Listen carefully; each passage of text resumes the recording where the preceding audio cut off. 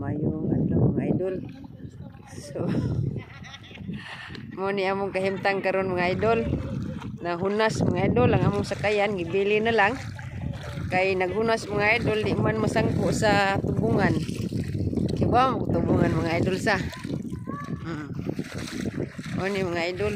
So nagilakaw na yung mga idol kay kuan man. Taon man og di mo lakaw hunas man ang kuan amo ang lungguan. So mo ni kahimtang sa Islam mga idol. So basta need jud nato atong panginahanglan, labi na importante sa bugas mga idol.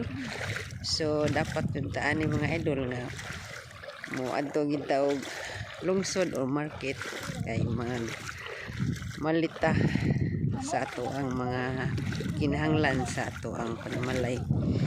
So ini mga idol unas kay mga idol. So dagat mga idol pabaw kayo mga idol, iyahig da sa mga karga mga idol. So mo ni kinabuhi sa isla, kinabuhi sa isla nga nagpuyo sa isla mga idol. So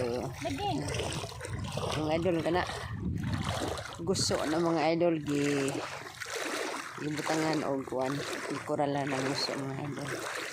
Ay lato din mga idol, lato na sa mga idol. So mga idol, tara mga kauban mga idol, paspas kayo ng lakaw mga idol okay.